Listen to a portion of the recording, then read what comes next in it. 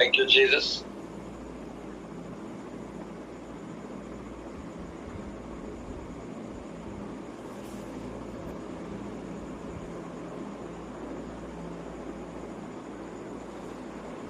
మన ప్రభు అయిన యేసుక్రీస్తు యొక్క అతి శ్రేష్టమైన నామములో సినాయి పర్వత ఉదయకాల ప్రార్థనలోనికి కూడి వచ్చిన మీ అందరికీ కూడా సమాధానం కలుగునుగాక. Amen, amen, amen. దేవుని వాక్యమును మనము ధ్యానించేద్దాం పిల్లరా. దేవుని వాక్యాన్ని ధ్యానించేద్దాం. ప్రకటనల గ్రంథము 3వ అధ్యాయము 8వ వచనాన్ని చదవండి.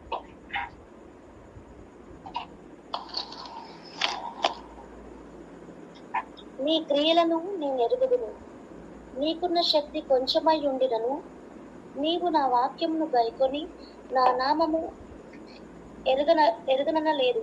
ఇదిగో తలుపులు ఎదుట తీసి ఉంచి ఉన్నాను, దానిని ఎవడును వేయనేరడు. దేవునికి స్తోత్రం, దేవునికి మహిమ కలుగును గాక.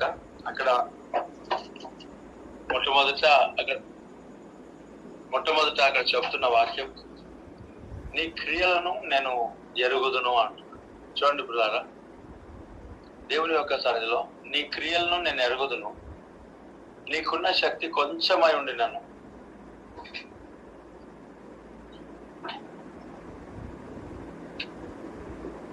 నీకున్న శక్తి కొంచెమై ఉండినను నీవు నా వాక్యమును గైకొని నా నామము ఎరుగనలేదు. చూడండి, నీ క్రియలను నేను ఎరుగుదును అంటున్నాను మొట్టమొదట. సో దేవుని యొక్క రాకడలో మనము ఎత్తబడాలి అంటే కృప మనల్ని రక్షణలో నడిపిస్తే ఆ కృపను మనం కాపాడుకోవడానికి మనకు అవసరమై ఉంటున్నది క్రియలు.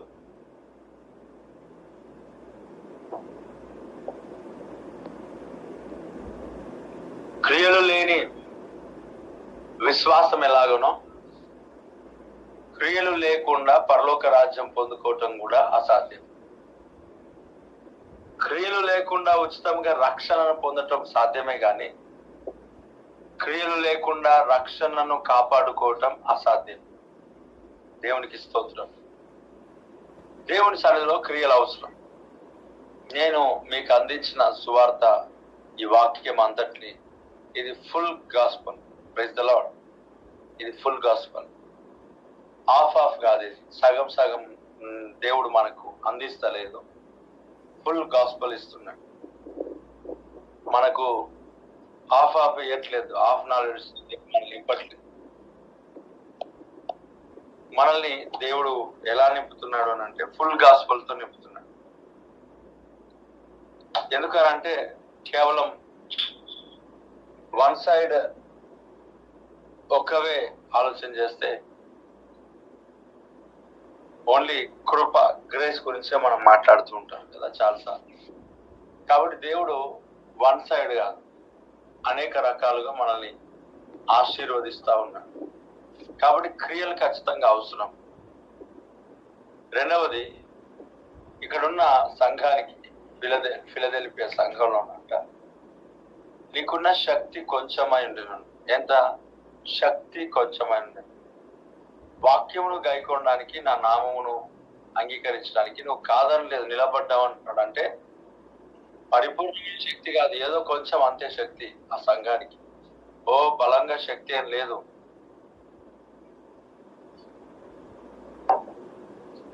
ఏదో ఉన్న కొంచెం శక్తి అంట. ఆ శక్తిని కూడా కట్టుకొని దేవుని వాక్యమును నేను ఎరగనలేదంట.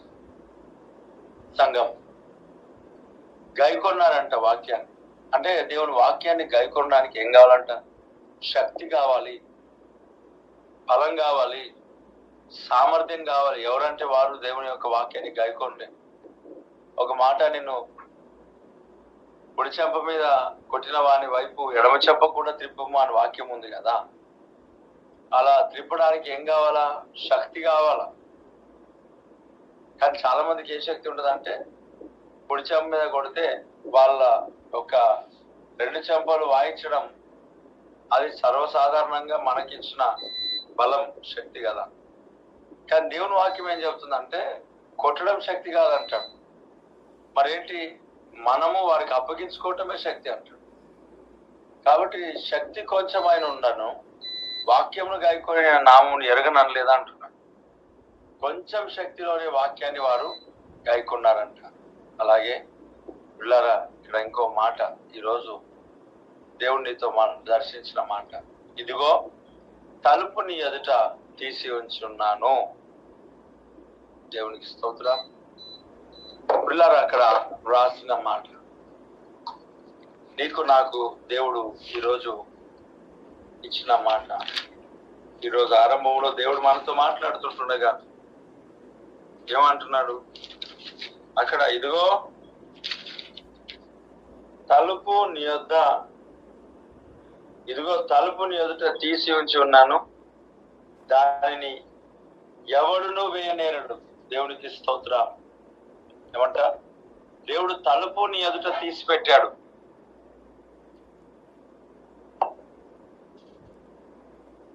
డోర్స్ ఓపెన్ అయినాయి.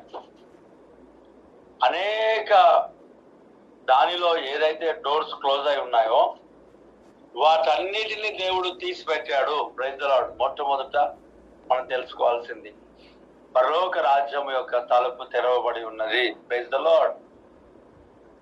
దేవుడు మన కొరకే పరలోక రాజ్యాన్ని సిద్ధపరిచి ఆ పరలోక రాజ్యం యొక్క ద్వారాన్ని మన ఎదుట తెరిచి ఉంచాడు.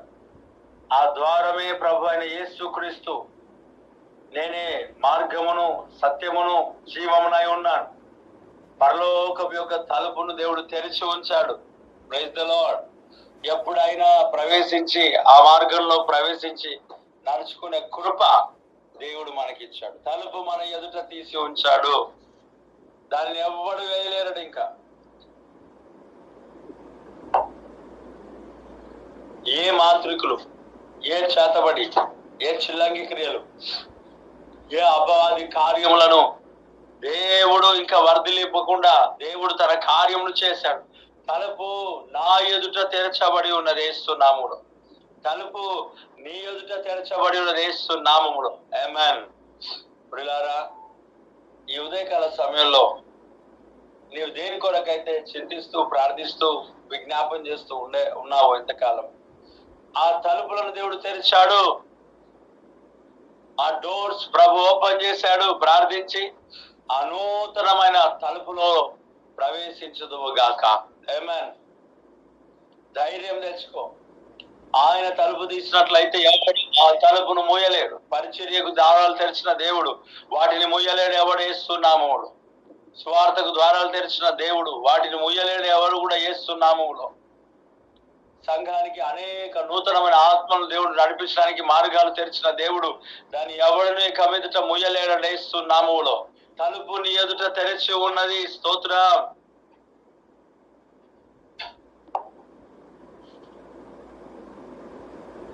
తలుపు నీ ఎదుట తెరిచి ఉన్నవి, దానిని ఎవడును ఇంకా ముయ్యనేరడు. ఏ మాంత్రికులు, చేతబడి, చిలంకరియలు, ఏ సాతానుడి మీదట ముయ్యలేడు అంటే యేసు నామములో. ఎందుకనంటే అది తలుపులు తెరిచింది ప్రభు అయిన యేసు క్రీస్తు. దానిని ఎవడు నేరడు. నీ జీవితంలో ఆశీర్వాదపు తలుపులను దేవుడు తెరిచాడు.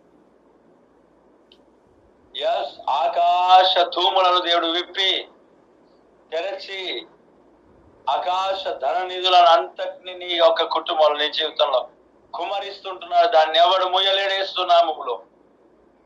ల్యాండ్ రేట్స్ మరలా ఇంక్రీజ్ అవ్వబోతున్న యేసు నామములో. ఆమేన్.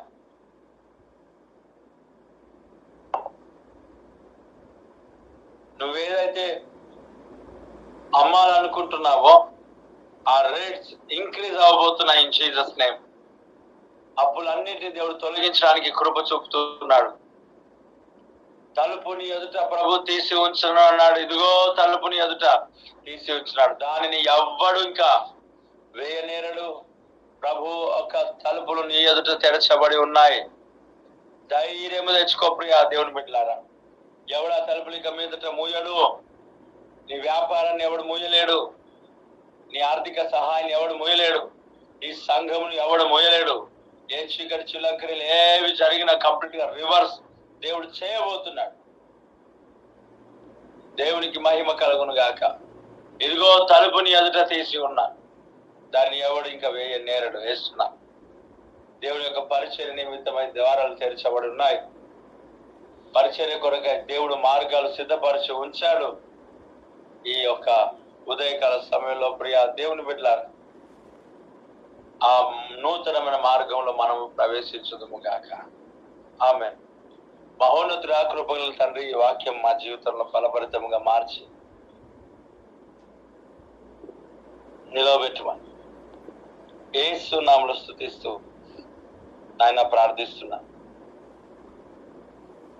యేసు నామములో ప్రయాణాలు అంతట్లో తోడుగా ఉండు. ప్రతి బిడ్డలకు క్షేమం దీర్ఘాయుష్తో నింపి మాయం పొందుతుంది. యేసు నామములో అడుగుచున్నాను తండ్రి.